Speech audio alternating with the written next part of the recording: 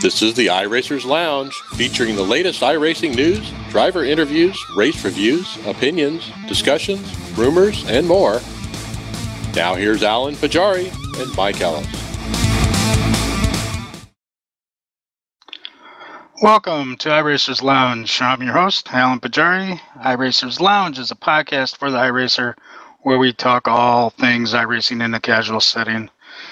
With me is the usual Mike Ellis and Carlos Fonseca, but we also have a slew of guests on today. We have Logan Clampett, soon to be pro Logan Clampett, and then we have Brandon Wilkinson, and then from 2 to Green Motorsports, we have Joseph Yakes, Michael Dewell, Tyler Herr. Welcome, guys. Yeah. What up? Hello. All right, Michael, who's all on the 2 to Green team? Why don't we just start off with that? Too many people to number. Well, Joe and Tyler, they've been here for they've been here a while now. We've also got Jay, he was kind of one of the original members. Chris Schitzler was an original. We also have Travis Morgan. Who else am I missing here? A couple others I can't remember right now, but. You got a new one. Oh, yeah, Chad Dillon. He's a new guy. He's been around. And then we just signed Jonathan Dickert. Yep. And so, do you guys, and Joseph and Tyler, you guys can answer this question. Do you guys have a lot of fun on that team working with Michael and crew? Oh, yeah. Yeah, it's been a blast since I joined these guys. All right. Yeah, I've known Michael here for probably over a year now, year and a half, I would say, ever since the early IRL days. And so it's nice to see he has a good team put together. But one of the things that I wanted to talk about with your team, and I'm just going to, come into this right away, is that you guys have some Twitch streams, which I would say are extremely funny. So we like to entertain, man. But it's not necessarily the racing, guys. I'm just telling you that you watch and you listen for the team speak. These guys are hilarious, especially Schitzler and Dewell. They're kind of like a comedy team up there. It is really funny. So why don't you explain a little bit about your Twitch channel and what do you guys do there? Well, it all started. Everybody watches O'Keefe stream, and O'Keefe does a great job. He's got a lot of fans watching him every day, yada, yada, yada. But it's so boring. So Jay, actually, when we put him on the team, we noticed Jay was streaming a lot. And at the same time, we're all on TeamSpeak on the same channel. So, we like to kid around with each other, give each other hell. And so that kind of blew up into, now we've got several Twitch streams going on. And 90% of it, people... we found that they don't really care about the racing, but they like the smart ass side driver point of view kind of thing, I guess you could say. So it's become pretty popular. Mine's not quite as popular as Jay's. Chad Dillon, he streams a lot too. He's more on the I guess you would say the PG side, minors only kind of thing, but he's doing a good job with his too. Joe's starting to get into it here. He's starting to get his set up so he can do some streaming. So yeah, it's getting pretty popular. Yeah, and let's just name these channels. We have Suited Pocket Rockets, which is Jay Eichmann. We have Dual OK, which is just DOOL OK for Michael. Then we have Yakes87. Is that correct, Joe? Yes, that's correct. Yeah, we got Yakes87, and then we got a Rescast TV for Chad Dillon. And I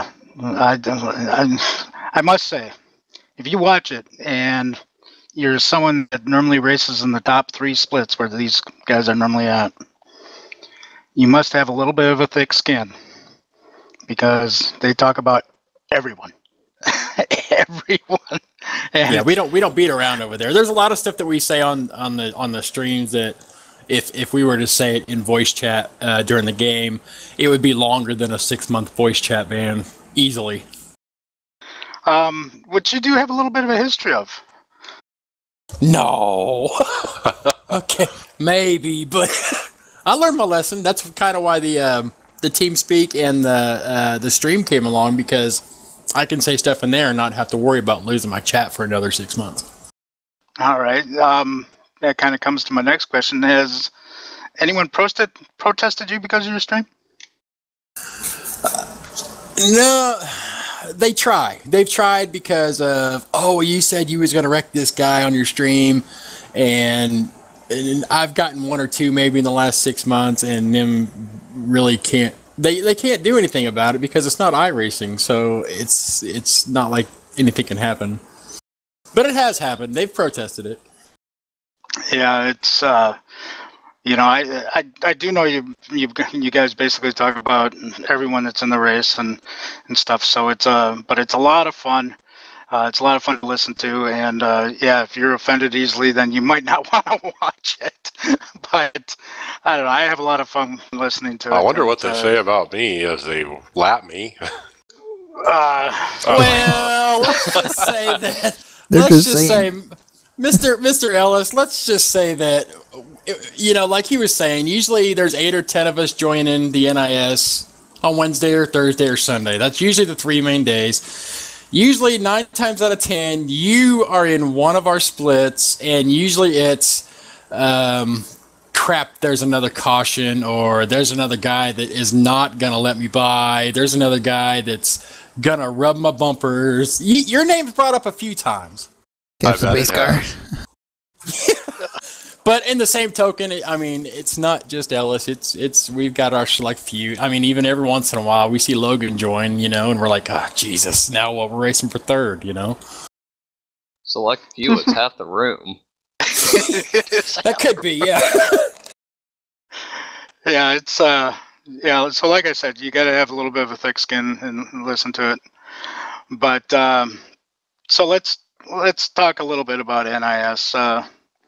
Let's start with Brandon. Brandon, how's your season going so far, all the way up through New Hampshire?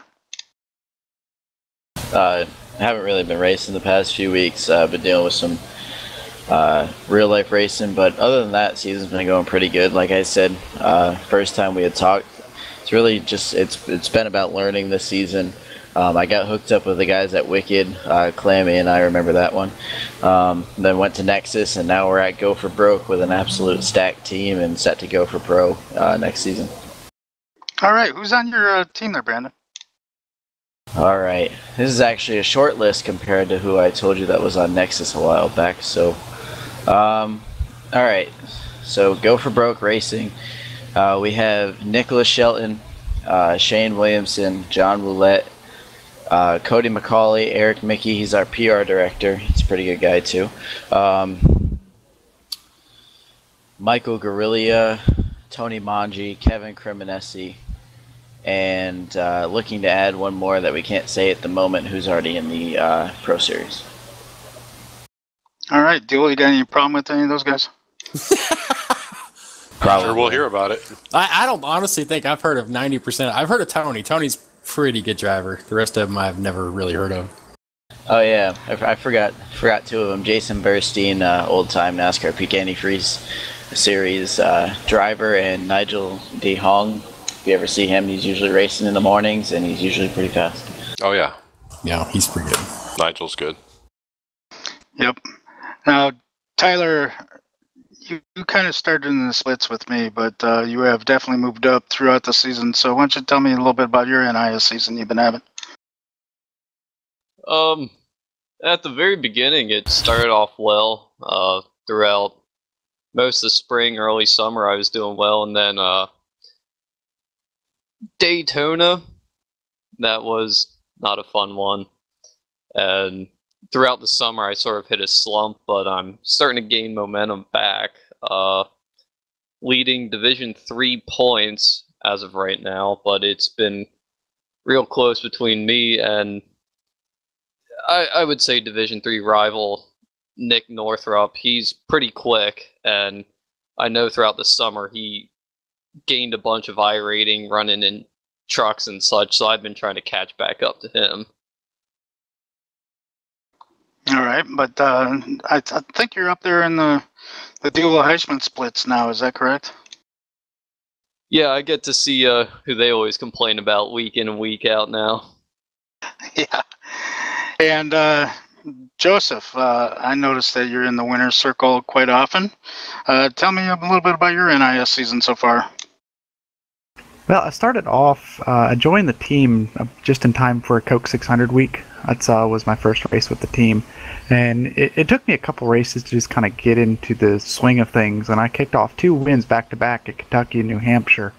And then I hadn't really won anything, but I'd been running well. And I got another one at Richmond, and then I picked up my first NIS sweep here at New Hampshire last week. Nice. Yep, so that means you won the spring and then you won the fall race, correct? That is correct. Tyler and Joe, when we signed them, it was one of them things where I had never really heard them before, but I liked what I was seeing the stats wise. They were showing consistently with the least amount of incidents, and so when Tyler and Joe joined, they were a huge asset. I mean, Tyler probably himself probably picked up 2,000 iRating just for being with the team, and he's helped us a lot because he'll test the hell out of some sets and he'll tell us what works for him. And then Joe, on the other hand, he's not only can he win those, he might be in the bottom splits, but he's working his way up quickly to the top. And when we're setting up cars, the man knows his cambers. I mean, he probably couldn't tell you anything about tire pressures or wedge, nothing like that. But when you start asking about tire wear and whatnot, Joe's the guy we go to, and he's always got everything spot on. So they're both been good assets.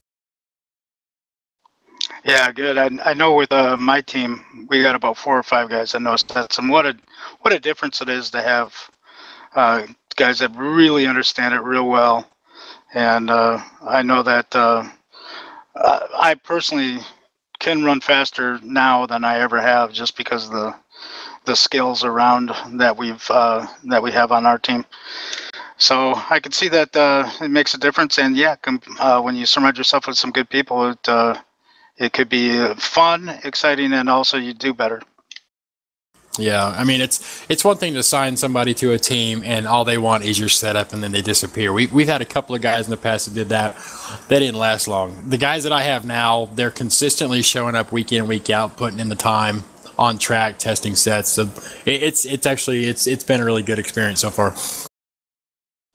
That's good. Now, Michael, why don't you tell us a little bit about your NIS season so far? That'd be Dewell. Yeah. It's been all right. I mean, I haven't won as many. The competition's getting fiercer because I'm getting in them top 2 splits. And we just started actually last month. Started worrying more about telemetry and Motec and whatnot. So our setups are getting there a little better. So we're getting faster, which will, in the long run, it'll help me out. I think I'm sitting, if you count a drop weeks, I'm sitting like top 5 in D2. And actually I'm fighting like 2 of my teammates in the top 5. Show you what kind of team we have. So, I mean, I think I had a win or 2. I think I won Kentucky was the last one I won in the fixed. And then Charlotte in the Open were the last 2 couple wins that I've had. Yeah, I'll also let you know that you did win. Last time you were on the show was right before a Dover race like it is tonight. You did win that night. And so unless Colton's in the same split with you tonight, good luck. Yeah, I actually was thinking that last night in the Open. I was running probably 6th most of the night. I think I could have had a top 3 finish, but I did think about you. All right. And Mr. Ellis, why don't you tell us about your last 2 races? So that'd be New Hampshire and last night's Dover. Well, yeah, I mean, New Hampshire came out pretty good. I had a 14th in the Open, a 7th in the fixed. Pretty good points for that. Dover, I just suck at. I couldn't do anything. Ended up with a blown engine at the end last night. So I'll struggle through Dover, I'm sure. Looking at the season as a whole, my average finish is 11.8 in the Open, 11.3 in the fixed. So I'm right there at 11th. But the drop weeks were the road courses, and That's really my weak point, obviously. And the other drop weeks I noticed were Vegas, Bristol, and Dover. So those are my weak points, and I need to work on those. Yeah, I want to talk to you a little bit and actually get your opinion on something that happened at New Hampshire. I was actually watching Michael's stream, and I think Michael got into you a little bit, and you came back for a little caution. What we say, a little caution love tap. What was your I call that the Rusty Wallace wagging the finger at you. I get that a lot, though. I mean, it's no big deal. I mean, it was all these guys in here, we've raced together on a regular basis, and it happens. And sometimes you get together and you're going for the same spot. And I think it was one of those deals. He doored me, I went to the wall, but I'd made sure he knew about it, that I knew it was him, and that kind of thing. But yeah, that's how we race. So is this a little bit like Kenseth walking over to Kozlowski's trailer? Fight, fight, fight, fight. No, I don't know about that. I certainly wasn't going to touch him under caution. I think I drove up next to him and door to door, and did the old finger wag. All right. Well, that was kind of fun. Michael, you got a different opinion of that little incident there? Let's just say the last couple of weeks have been interesting. Mike's a good guy, but there's just some things that happen on the track that I question that, I don't know. Probably get caught up in the moment. I wouldn't say it's more of a Matt Kenseth thing. It'd be more of a maybe a Kevin Harvick, Ricky Rudd thing where, you just pull over after the race, you kind of want to choke each other out, then you go home and you're fine. I don't know. I mean, sometimes racing Ellis is it's good. It's a challenge, usually every lap. It's a good thing about Mike is that when you get around him, there's a good chance you're not just gonna float by. Doesn't matter if you're, fifth and he's 20th, 3 or 4 laps down. He's not gonna lift. He's not gonna give you the space. Except for, I will give him credit, at Dover last night, he gave me plenty of room and he lifted, which was actually quite surprising to the entire team. So it was good. Yeah, it was a tough night. Expect more of that tonight, but yeah, I try to be a good lap car, and give enough room, but I got to run my race too. And honestly, I tell this to Jose all the time, but I'll say it here. I really feel like I'm over my head here on my iRating and which split I'm in. I feel like I'm artificially too high right now, and I'm pretty much, lots of times I go out there and with no damage, I am the slowest car on the track. And so that, I get that feeling, but, hey, it all works out, and I'll have good weeks and bad weeks. Yeah, I kind of know what you're talking about a little bit there and about how you feel like you might be. But for me, it's like certain tracks. It's like Watkins Glen, I felt like I didn't belong. But obviously at Chicago, I felt like I belonged. So there's like certain ones where you feel like you're slow. I know tonight, Dover, I'm someone who wears out my tires, so I'm going to end up wearing them out. So if we have a long run, I'm screwed. But I definitely know how you feel there, Mike, about sometimes you feel like, well, you know what, I really can't compete with some of these guys. And, but I also love being a high car number and competing against guys that are supposedly better than me too. So. Oh yeah, that's the whole thing. That's why I do it. I mean, I think it makes me a better driver when I'm racing guys like Dewell and Yakes and Tyler and those guys. They're fast, they're good, and I enjoy racing them.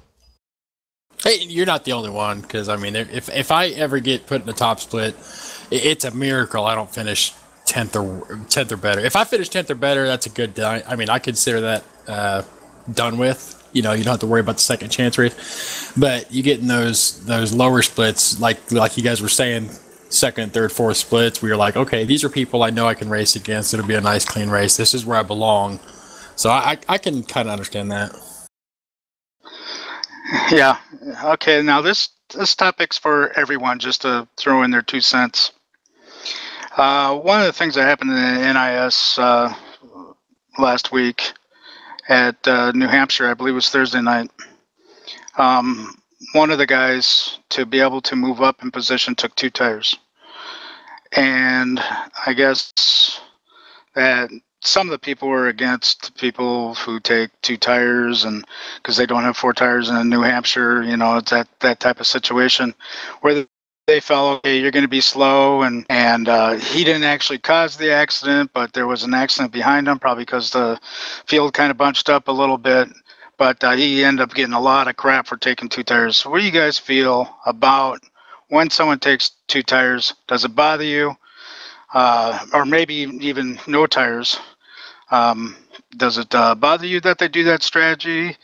Is it something that you would do? Is it something that you think is just good strategy? Just give me your opinions here. Hell, you guys know me. I try it pretty much every race we do in integrity.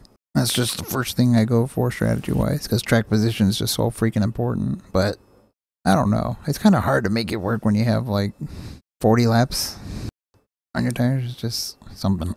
I don't know. I'm always for 2 tires when you can make it work. It kind of bothers me when people take 2 tires. I mean, if it's like 40 laps on tires, then I mean something's gonna happen. But Yep.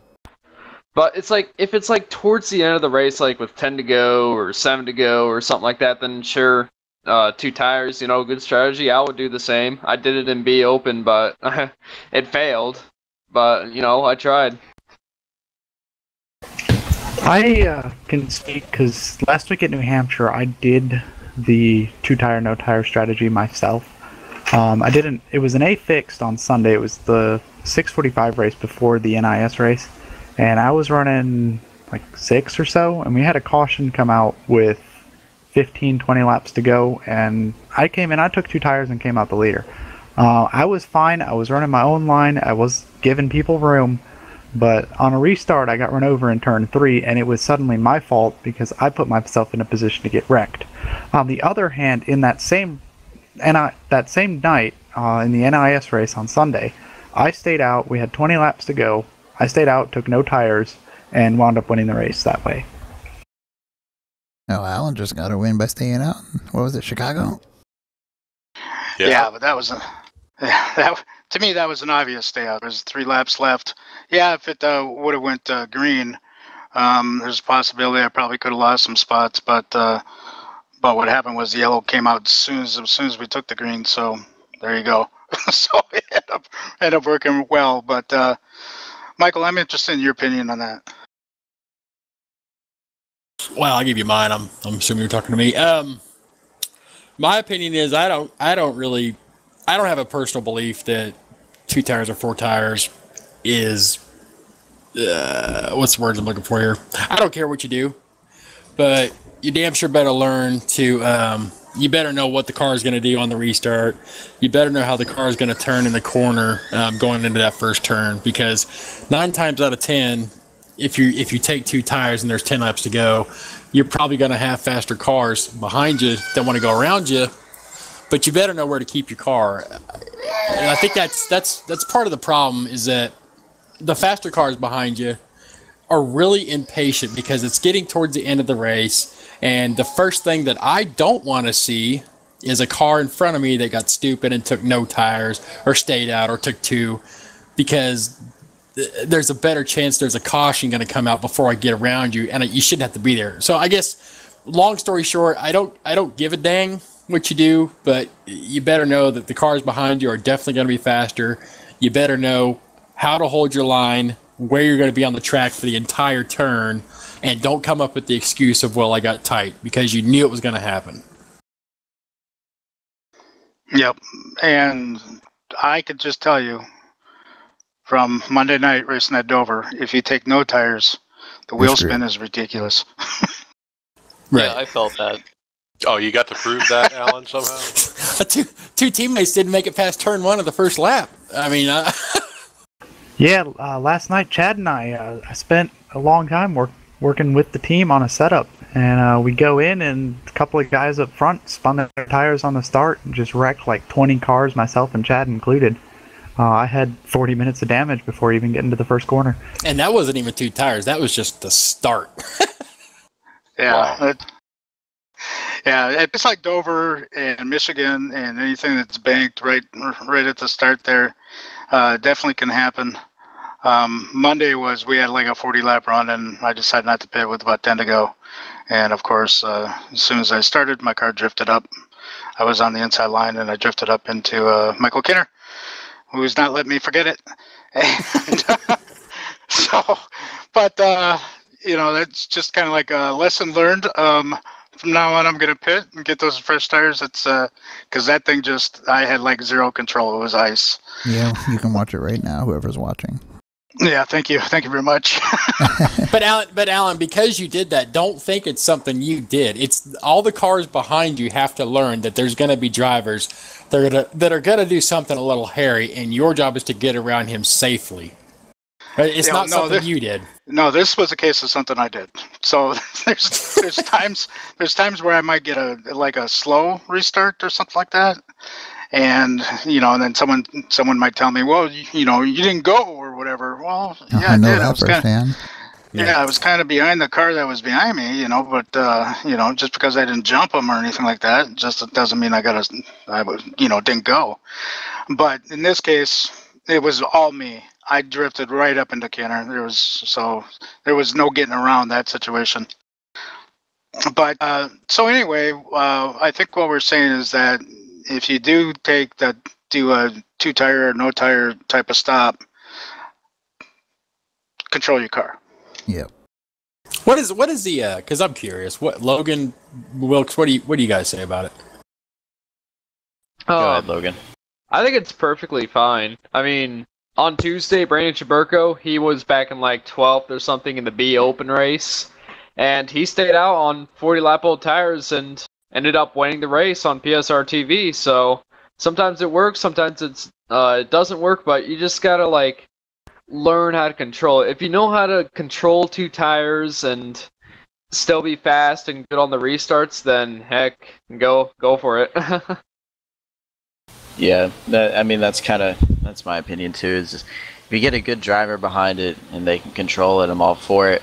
I mean, Jeremy B. Davis, known as Jeremy Olofsson, he always takes 2 tires no matter what.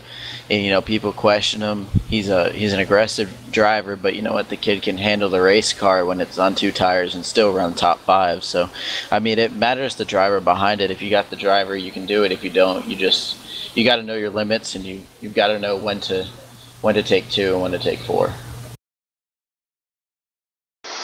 All right. Next topic. Let's say you're riding around the track and you notice that someone like Matt Booser or Tyler Hudson or Michael Connie's behind you. Do you let them by? Oh, yeah. Or do you race them? Race them to You don't exactly let them by. They find their way around you. Mm-hmm. Depends. Are they on my team? I mean... It depends the person. Like, I would, of course, race them. On Sunday, I wasn't letting loose a bye for the lead at New Hampshire. But I don't know. If you're a lot slower than them, then I would let them pass. But I personally would battle them. To me, it depends on the position on the track. If it's for position, I'm going to race them. If I'm being lapped by these guys, then I'm just going to move over and let them by. Of course. I'll just race the leader to make the battle tighter. Then I'll let him go. I think you did that at Dover one time. That made it quite interesting, Carlos. Well, if they start getting pissed at me, then yeah, I'll just get out of the way. It just, try to make the race for them more interesting. Yeah, and back to Alan's question, these guys are on pro teams, and regardless if you're on one or not, these guys, just because you pull over for them, aren't going to give you their race-ready setup or whatever they have in their car. So, I mean, if you're racing them for position, don't just pull over because they're an NPAS or pro driver, because you're not going to gain anything from it. You're going to lose a position on the racetrack, which could prove to be vital. They're not going to give you a setup for moving over. They're not going to help you out for moving over. And that's something that I've learned over the past 6 months with being on teams like Wicked and Nexus and now Go for Broke, because they're not going to help you out, so don't just let them by. I can also, because in the case of Boosa, I've been racing him for years with Integrity, and now that he's pro and whatnot. The only reason he's passing me, obviously, is to lap me. because I'm not really up there in his class. But I pull over out of respect for him because I know that he's worked hard to become a pro. I know what he's went through. And so I don't have any problem pulling over for him. Now, if it's somebody else, that I don't necessarily get along with, like, maybe a Gomez or a loser or something, I might still, I'll change that. I'll give Gomez probably 3 lanes to get by me and he'll still wreck me. But loser, I'll just pull over because it's not worth my time to try to race him. Now, this brings up a point here. The integrity race we did at Richmond, I was about to get lapped by Hudson, and I was trying to just stay on the lead lap, and this is where things can go wrong. That's one thing you don't want to mess up, because if you take out a leader, it's going to be all on you. And I almost wrecked off 4 and almost got into him, but he saw that, so yeah, a lucky break for him and me. Yeah, for me, it's one of those things where I probably will let him go. And if we're in a 20 lap run or something like that, yeah, it's because I'm being lapped. But if it's one of the situations where they just had some damage to fix or something like that, and they're behind me, and we're both on the same lap, it's for position, I would still let them go. But it also depends on where we at in the race. If we're coming down to the end, I'm just probably not going to pull over. They're going to have to beat me, which they probably will anyway. But that's, I don't know. That's kind of my position on it. A lot of times, we're in these races with, as you know, integrity. We're in races with 3 or even sometimes 4 pro drivers in there, and I'm not going to stand in their way. They're going to beat me anyway. So that's sometimes it's better to let the guy go and then get right behind him right away than it is to fight him and then allow the whole field to catch up to you at the same time. And plus, you can actually learn from them too if you let them go. Follow their lines or whatever. Yeah, that's true. I found out that I haven't learned a thing from Tyler though. Listen, I've been chasing Booster for years. I still don't have a damn clue. Yeah, I don't get it. Oh yeah, just right on your right rear tire all the time. Well, my left front or my right front is smoking. Oh, I don't understand how they can do it. It's like Luz is behind me again. I just let him by 3 laps ago. Jesus. Yeah, that is amazing. How come he's not a pro? Does anybody know? I do. Yeah, not appropriate for a very relaxed show. Yeah, that's a whole other topic. All right. What happens if you view someone as reckless? Like, for example, Michael, you mentioned Gomez.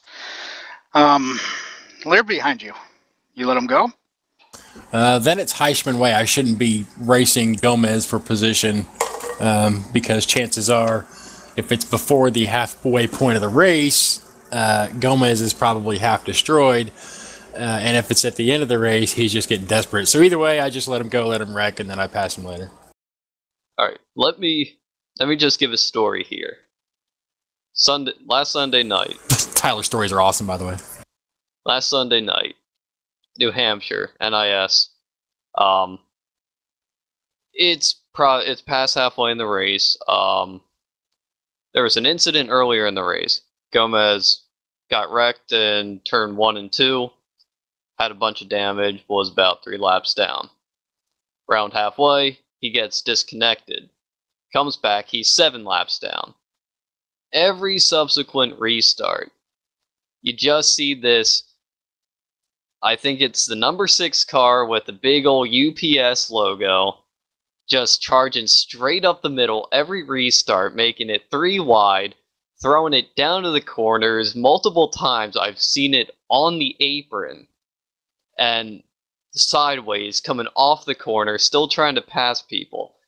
Gomez, 7 laps down, racing everyone like it's 5 laps to go, trying to that's get the way front. he is. And but he's finally, just there for the SR, right? Yeah, from New York. Exactly. Just here for the SR.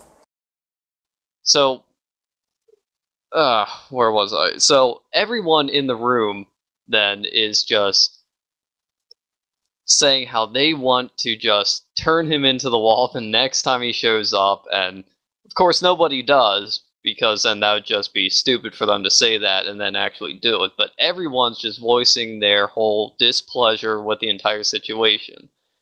And somehow at the very end, there was like a 10 or 15 lap run at the very end of the race. I had just gotten turned on the track, so I'm starting in 12th and trying to get my way back up through the field to get a decent finish. And there's Gomez right behind me. So I decide, I'll let him by. I'll let him push people out of my way. I'll follow him through. Yeah, it kind of worked, but then he just kept sliding all the time, so I kept getting around him. I think at that point he just sort of had sense for once and decided, I'll just hang out behind these guys and let them race. It's the end of the race. All right. If you guys don't know who we're talking about, it's Lance Gomez Jr. And the guy's a fast driver, has a high I rating, but I Zero would consider, control. Yeah, I would consider reckless. He actually went down to a D license at one time, just losing because his SR was so low. You know, so he just got. Happen? Well, because he's Lance Gomez Jr. That's the reason. Yeah. And so it's just, that's what he's talking about. But does everyone keep a mental list? When you get into a race and you look down the list of racers, do you keep a mental list of, stay away from this guy? Yep. I always like to yell out to my team speak guys, hey, I don't think so-and-so is going to finish this race, and I'm usually right 90% of the time. Yeah, usually you can look through a list of drivers and tell who's not going to finish and who's going to cause, 3 or more cautions. I've heard a few drivers who keep a book written down with names. Yeah, that's me. I used to do that, but then my book got longer and longer. Yeah, I do the same thing. I look through the list and think, oh crap, and I really check and see, am I starting next to this person or whatever. So we don't have to name names, but I think we all kind of know who the few are. We already named Lance, but we already kind of know who the people are that happens with. Yeah, and Brandon just sent me a name. Thank you. You are correct. Yeah. Dewell. Dewell, yeah. No, it looks like we got Jose here. But so let's talk a little bit about Dover. Actually, New Hampshire. Last week, New Hampshire. I believe it was which race was it? Mike? Was it the Wednesday race where a few drivers got dropped? Yeah, it was Wednesday, and it's like about 5 to 6 or 7 drivers from each split got dropped pretty much at the same time. Mm-hmm. And was certainly a concern. Most of them were able to rejoin, but there was a thread on that trying to figure out what happened. I haven't heard of it happening again either, so. It's something to do with authentication issues or something. Right. Something with the anti-cheat, maybe. I don't know. Well, yeah, but I think the people that got dropped are definitely not cheaters. One was Michael K. Baker. Right. And my Chuck Ernest was another one that got dropped out of my split. Mm-hmm. Yep. I think Cater did too. Or no, Cater won our split. Never mind. Yeah, and so that's too bad, but that happened. And then last night at Dover, 3rd time this season. Now that's ridiculous. Single file restarts, lap cars to the inside. What is this, 1985? Yeah. Why don't they have somebody to double check the work? I mean, we're talking about, a minute and a half of work, to set up a race, if it's anything like when you host a race. Because it's iRacing, man. They figure, I'll give you a job, you can handle this, right? Oh, yeah, I got that, no problem. And don't they copy the event from week to week to week, and it's always the same settings? I mean, surely they would at least, at minimum, print out the schedule and put it right there so that when they're setting up the sessions, they know exactly how to do it. Yeah, it is a little absurd, though. Yeah, I can understand once, even twice a year, but I want to say this is the 4th time. Yeah, I think it was 3rd or 4th. Yeah, one of the worst things was that there was no waiver rounds. You did have the lucky dog, but no waiver rounds, so that really puts you in a situation where you cannot go a lap down.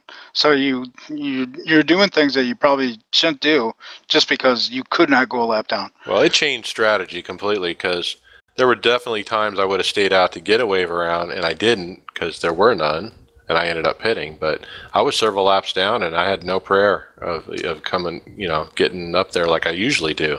Lots of times I can fall back a couple laps in these races and get them back, through the wave rounds and the lucky dogs and stuff, and be there at the end. But not last night. Yeah, even me. I mean, it affected the same split as Mike there. It affected my strategy because I stayed out as long as I could until my tires decided to be screaming at me. But it affected my thought because I didn't want to be on pit road and caution come out and you don't get a wave around. So, Yeah, it kind of threw a lot of people off. Good news is it's been fixed. Yeah, that's what they say. Yeah, we'll find out tonight. I emailed them last night. I got a response this morning that it's been taken care of. Yeah, I think our teammates did too. Same thing. It's probably an automatic response. Been taken care of. So, Michael, your team and you post a lot in the forums. A lot. What was the situation between you and Michael Abrams that you guys had a couple weeks ago? Let me think here. Let me put some history behind this. Me and Abrams have had some history with rubbing each other and whatnot, and he's always calling me out about it, and it just pisses me off. Whatever, I'm used to it. Ellis calls me out. I mean, even my own teammates call me out 300 times during the race. No big deal. But when you're watching one of his streams and he happens to do the same thing and then freely admits that he intentionally did something because he pissed you off, yeah, I mean, I'm going to call him out about it. He does it to me. Why not, So anyway, that's just all that it was. It was not really that big a deal. I don't really necessarily agree with him 90% of the time, but I don't have to agree with everybody. So it wasn't that big a deal. Yeah. Also let you know, last show I commented about the fact that he intentionally wrecked Jay Beasley, and I thought he should probably be suspended for that because it was intentional. Yeah. And it's right on his stream or on his YouTube video. You can go check it out. It's right there. And so I think that was a little part of the point that you had in your post about when he was arguing with you. Yeah, and we went back and forth in private chat, and long story short, apparently, with all his Twitch viewers and everybody in the race, nobody protested him. He moves on to live another day. It's just crazy. It's probably more of a thing to pass time to argue with a brick wall. Yeah. Also, there's a few of your teammates that are retiring. I don't know about retiring. 2038, isn't it? Yeah, 2038. I think I'm retiring Texas lap 116. No, we're not retiring. We're actually just poking fun at Petshire. Petshire's team Facebook. You can find it on Facebook somewhere. He posted a couple months ago that he was retiring in 2017 or 2018. So anytime we see him, we're always like, hey, you retiring? So anyway, that's the joke behind that. Yep. So, but and then I think you guys kind of dominated a certain forum topic. Let me see if I can find it. I think Mike found it. Yeah, I think Joe and Tyler could probably hit more on that one. Yeah, I believe it was Joe's topic. So, yeah. Joe, it was about starts, restarts. Yeah, it all stemmed, I've been having issues with starts and restarts the past couple of weeks now, and it just kind of boiled over after last night's Dover start, because I thought it was just ridiculous that we couldn't even start the race without having half the field wrecked. I mean, it's not even guys staying out on old tires half the time. It's guys with 4 tires that are just spinning the tires on the restart or wrecking in turn 1, and it kind of ruins the races when it's a constant factor, because it's like every race there's always going to be 1 or 2 of these big wrecks right on the restart. That happened to me at New Hampshire. I was in a race where the pace car came out like right at the start because somebody wrecked. It put the entire field a lap down. The leader was behind the pace car, but when we got to the 1 to go, It waved everybody around. It was a nightmare. Mm-hmm. Is that the one you wrecked in, Mike? Yeah, and then I wrecked coming around to the green. Yeah. Yeah, actually, let me tell you what happened with that. There was a car who, you know how you grid up, right? So you have an opportunity to grid up. He didn't move. He never moved. And so when we came around to take the green, he was still there. And that was the problem. The guy he never moved. And the outside lane just kind of plowed into him. Well, there was a few cars that got by him because they saw him, but then, it's one of those last minute things. You don't see him, and so, yeah. And there was a big plow, but the guy just never moved. Yeah, I was on the inside. I ended up getting spun around backwards. And it was a mess. What a mess. They need to fix that. Well, Famous last words. Can we catch up to the pace car? Hey, let's catch a It picture. was one of those. You know what? I knew that everyone was getting waved around. I even said it. I said, "You guys be ready to go." And then when it happened, everybody's on the radio. What's going on? It's telling me to go around the pace car. Yeah, I yelled it. Yeah, we had a big catch the pace car discussion last show. More So, like a debate. yeah, it was a debate. Mm-hmm. So Was it along the same lines as driving double file on pit road? I I think I heard that in there. I thought. I don't know, but it does kind of bring something up. New Hampshire race. One of your teammates, Trevin, was driving through the cars on pit road. Oh yeah, I called him out on that too. Yeah, that's fine. I do it too. I mean, why not? So, I personally, to me, it doesn't really necessarily bother me that much unless if someone's driving through and I couldn't see my pit stall because of that. Let me tell you this too, because a lot of us do that. We drive, number one, because we can't see our pit stall. And number two, if the guy ahead of us is pissing us off, we'll just do it to annoy him. But let me tell you what happened last week. I'm driving down, I don't know, probably on the right side of pit lane. My teammate pits in front of me. I enter my pit lane because mine's right in front of his. I enter mine thinking my car is going to go through his car, just like all the time, happens all the time. I nailed his car. I mean, it gave us both a 4X and like tons of damage because the way the cars were. So it's a dangerous thing to do. Oh yeah, totally. I mean, you got to, you could do it 100 times, it would never happen. And then the one time your teammate's in front of you and you do it and you just, almost ruin both of our races. Yep, I believe you got some front end, you got some back end. So I remember that situation. Hey, Logan, when does the Pro Series start for you? The first race is November 3rd. It is going to be at Texas. That is an awesome track. I love Texas. Yeah, that should be fun for everyone that doesn't know. Logan Clampett here, he got his black stripe, and so he's going to be running the Pro Series and hopefully make it into the Peak Series by finishing in the top 10? Top 20? What is it?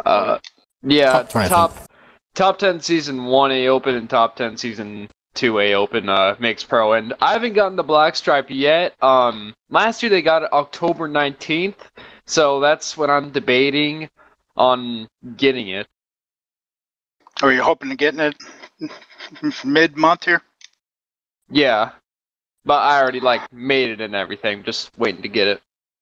Right, and so, but how many of the Pro Series drivers make it to Peak?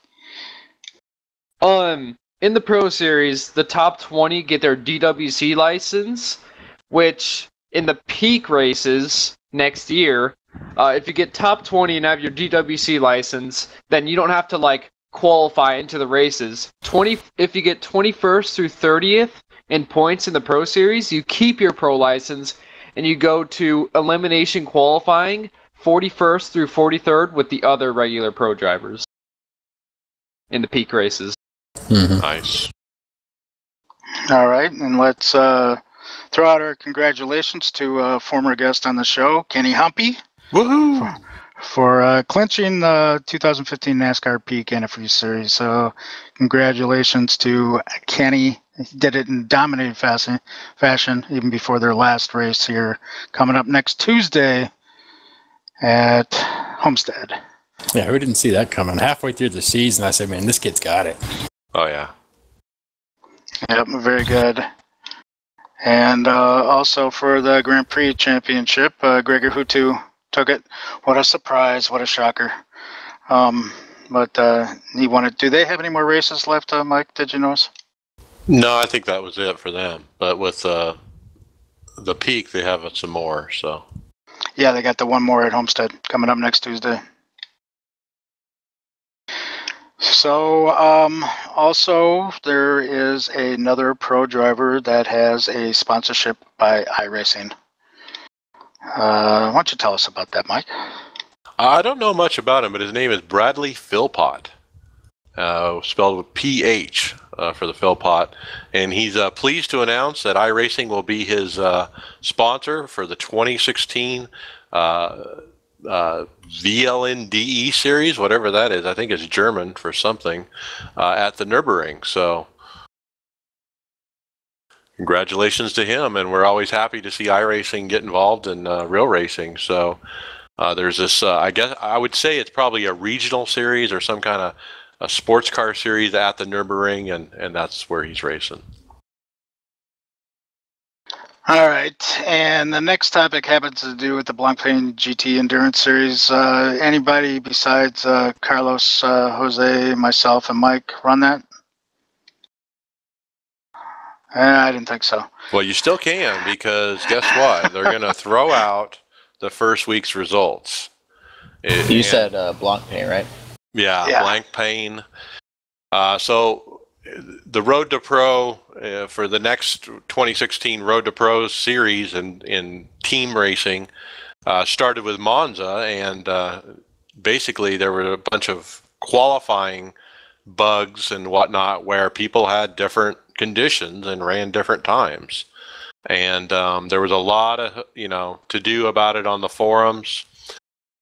We have some quotes here from Tony Gardner, the president of iRacing, about it. They found the issue. They investigated it. Earlier this week, they found the fix, and they put it into their testing. And apparently we're getting a build next Monday that will address this. All right, so I'm reading this. It says, therefore, the first race will be October 10th, right? And let's see, you must pick a car by then to stick with, so we can change our car by then. Yeah, in fact, they did announce you can still enter this thing. So they've reopened the entry period. I didn't catch exactly till when. I think it's the end of this weekend. So you can still put a team in, and you can still change your car, apparently. Yeah, the deadline for that, if you don't mind me interceding. Yeah, jump in, Jose. Yeah, that's tomorrow, actually, is the deadline. And the email has to be formatted the way they say. If it doesn't get formatted correctly, you go to a junk mail pile, basically. So basically, you only have less than 24 hours to register a team or make changes to your team. In other words, if you want to drop a driver, then you have to send an email advising them, again, in the proper format that they have posted in the forums. And interestingly, Ray Alfala posted in the forums that he wants to join somebody's team and run this. And I was like, wow, that'd be a pretty good pickup, probably. I think that was a joke. Maybe it was. I don't know. But all I know is the BMW sucks.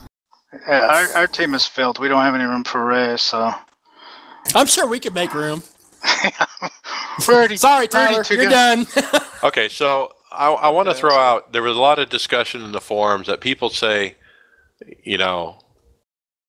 we shouldn't go back to Monza at all. And I think they took Monza and put it between the 4th and the 6th week. And that's the plan, and we're just going to restart at Road Atlanta. There's other people that say, hey, we all have, keep the points as is, don't wipe the points, don't rerun Monza. And a lot of people are saying it has to do with the BMW versus the McLaren, and one's better at a certain track versus the other. And I really don't understand all that, but... Oh, it's crazy how bad the BMW is. I mean, Monza's and all straight. You know, there's tons of straights at Monza, and hell, I got a huge run on someone and got 2/10 in front of them, and they just blow by me like I had the front end torn off the car or something. All right. Touching on that subject, how many of you guys were pissed with the NIS season about the Daytona being the points not counting? I could tell you a teammate that got a win was pretty pissed. Yeah, me too. Yeah, I finished second. I was pretty mad. All right. So if you did well, Like usual. No, I'm just kidding. if this is kind of my opinion, that bug had nothing to do with all those people wrecking in turn 1. Had nothing to do. And so you had a bunch of people wrecking and stuff like that. Had nothing to do with any of this type of bug, and it now just gave them another chance. Oh. And we actually had a decent race. It was Colton and I that ran that race, and we had a decent race. And you know, it does kind of upset me. I guess I'm not as upset as a lot of people. I guess I got now up to 10th to work on my rate and try to get a higher split. But to me, it just kind of like, you know, it was a waste of 3 hours, and the fact that this bug had nothing to do with the race, if you ask me. Hell, were you guys caught up in that turn one pile up? No, we were actually well behind there. Because I was right in the middle of it. Like, I don't know. I squeezed between 2 cars, 5 wide going into 1. It's just who's the person who thinks it's gonna work? I don't know.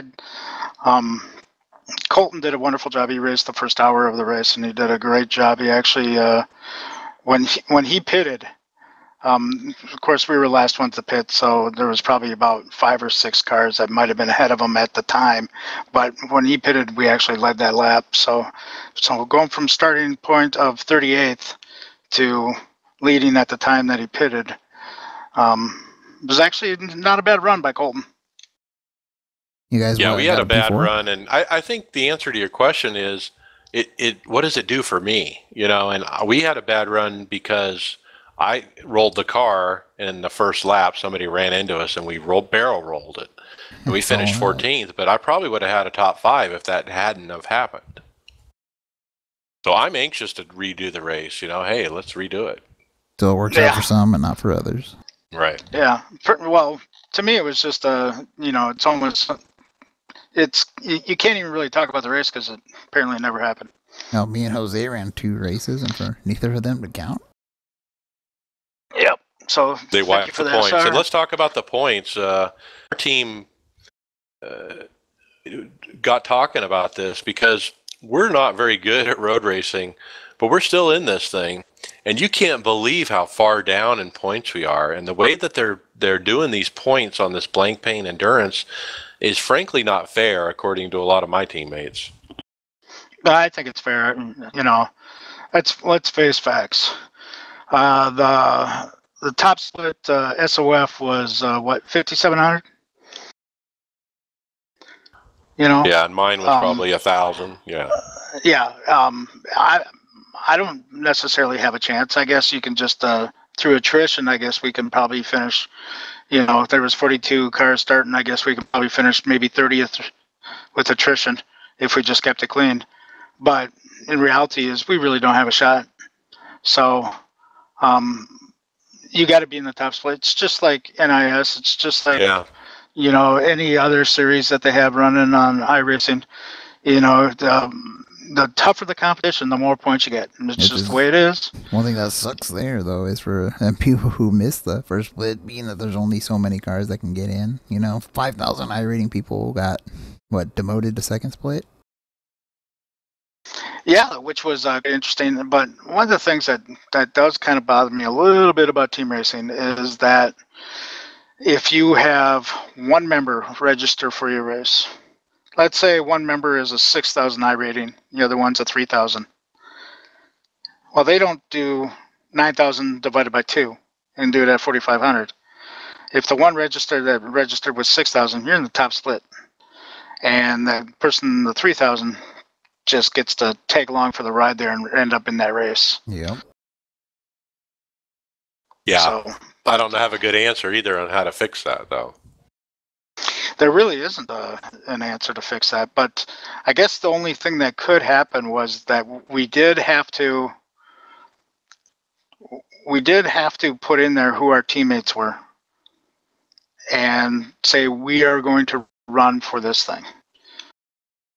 And so you can do the splits based off of that, and anybody that joined the race that did not have their team registered is in what we would call other splits, bottom, maybe even no points because it really doesn't matter.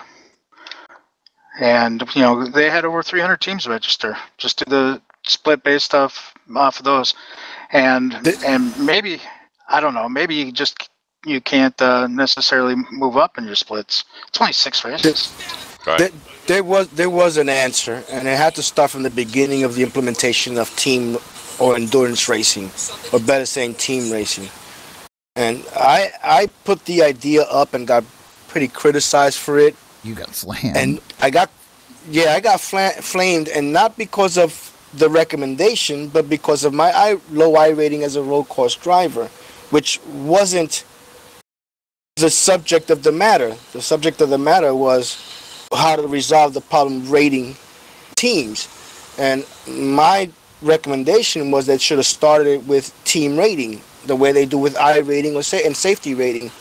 And again, that should have been done from the beginning. Once you implemented a team or established a team, that team should have started at its particular team rating, and as a team, work their way up and down. If the team will consisted of 2 drivers with 6,000 plus I rating, then by God, they're going to make it to the top of team rating because they're consistent. They're good drivers. Those with lower I ratings, of course, will have lower team ratings. It'll work out if it was established early, but again, I got framed for it, so I'm not even going to try to reestablish that kind of conversation in the forums. Yeah. Mike, you want to just whip through a couple of these items and let's move on to the final thoughts? Yeah, there's a few things here.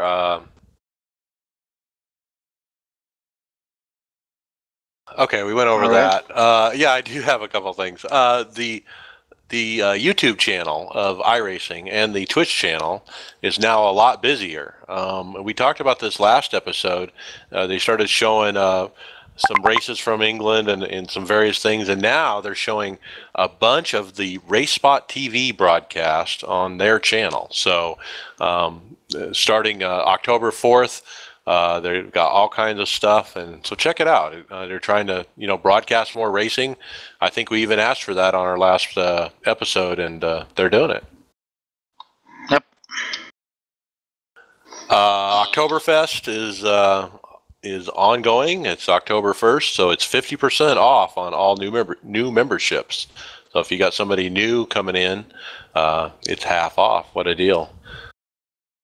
Hardware, we only got a couple things. Facebook had their Oculus CV1 developers conference, and have announced their Oculus Rift consumer product. It should be coming out, towards the end of the year, early 2016. Anybody here use Oculus or want to? I have no need to vomit while I'm racing, thank you. I've looked at the idea of getting an Oculus. Right now I'm running on a single monitor. I've wanted to go to 3, but the Oculus will be coming out soon, or at least at an affordable rate. So kind of looking at doing that sometime in the future. $99 retail rate. Now, I did some reading on it, and I understood that it ties in with the next topic. You need DX11 for this new Oculus Rift, and we aren't on DX11 yet, but just today, Tony Gardner put an announcement in the forums about DX11, which is actually, we're on the 4-year anniversary since they've started working on it. Jesus. And anyway, he's now speculating that they're going to be done and have it released March of 2016. Yeah, that's big speculation, though. Well, it is in their beta environment. They are Yeah, running, it is testing. Yeah. Yeah, they are in testing. So he just doesn't think it's going to make the next December build. So it'll be the one after that. Hey, they surprised us with the dynamic tracks. We thought it was going to be sometime next year. The problem with an upgrade like the X11, and I've taken classes on programming and all this, so I kind of know what I'm talking about, sort of. But DirectX 11, in order to upgrade from 10 to 11, you have to rewrite almost every single line of code in the program, and then throw it all together and see if it still works. So there's so much testing that has to go into making sure it works properly.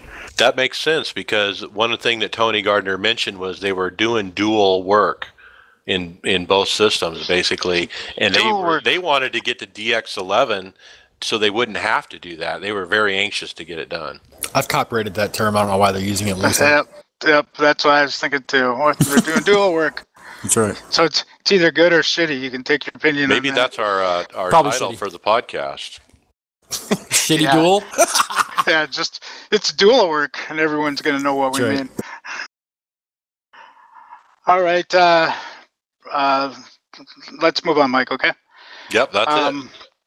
Brandon, in your final thoughts, why don't you also include what you're doing for Breast Cancer Awareness Month? All right, so here's the deal. October is Breast Cancer Awareness Month, and through real life racing and sim racing, I've kind of combined the same sponsors. So one of my sponsors is racetocure.org. On their website, they have a driver's page. On there, you can find my name and donate towards my account, and my account goes 100% towards breast cancer awareness. And if we raise more than $150, it's 10 lucky fans will get Racing to Cure and a Brandon Wilkinson Racing real life Pro Late model t-shirt. So it's a good deal. Someone who donates $25 or more gets a hero card and t-shirt from Real Life Racing, and I guess you can feel good about yourself. So go to racetocure.org, find our driver page, and donate today for what is definitely a great cause.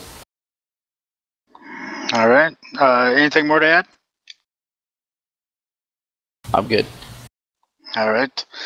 Let's go with you, Joseph. Any final thoughts for the show? Anything that you want to get in? Not really. I mean, my biggest topic right now is those restarts and the starts, and it's just, I don't know what we can do about it. I don't know if there's really a solution to fixing the restart problem. So I don't know. Okay. Tyler, final thoughts? I don't know, not so much. I don't think I really have anything more to add.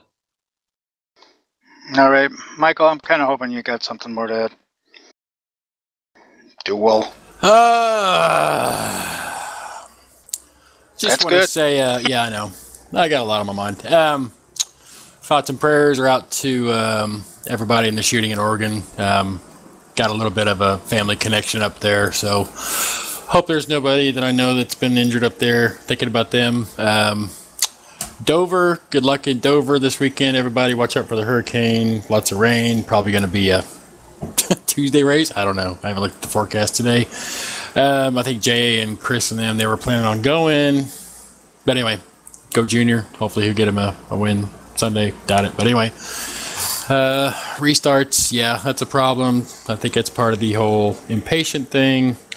People got to learn to get around drivers cleanly. Good luck to all the pros. Good congratulations to you guys. Hopefully I'll be up there with you next year. And Elvis, from my team to you, man, just pull over, dude. We'll see. All right, Carlos Jose, I know normally don't have a lot to say, but anybody got anything? Well, no, go ahead. No, I was just going to say I wish everybody luck in the Endurance Series again, and hope that everything goes well with the update this upcoming session, and good luck in Dover. All right, now I guess I'll put some words out there. I may have complained a lot about that BMW, but I'm not going to change the car because Even though it's slow on the straights, it's one of the more fun cars, if you ask me, in that series. And also, as I say every freaking week, Sim Racing Chewy Side, go visit that channel for iRacing track guides. They're not the greatest way to get around the track, but it'll work. I don't know. That's all I got. All right, Mr. Ellis. Well, I said it before, I'll say it again. It's a good time to be in iRacing with the dynamic tracks and with DX11 coming. You got the night-day transitions coming. Le Mans is coming. The Nordschleife. And so many good things iRacing is doing for us right now. I'm very pleased. So enjoy. All right. I want to close on a couple things.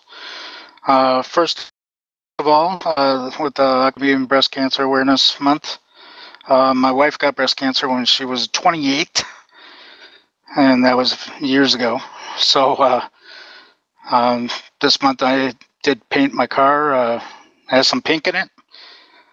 So have everyone have some thoughts and donate to wherever it is to donate to for breast cancer. Hopefully they can cure that someday. Another thing I want to mention is a good friend and a teammate of mine, Michael Kinner, lost his granddaughter a couple weeks ago. Raylyn, who was 3 years old. She had autism, but she had a major seizure and ended up in the way. And so I want to give my thoughts and prayers to Michael.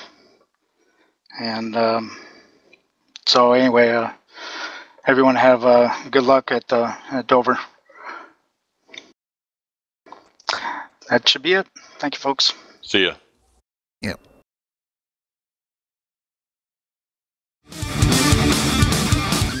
Thanks for listening to the iRacers Lounge podcast. Make sure to go subscribe to us on YouTube, follow on Twitter and Facebook, and SoundCloud.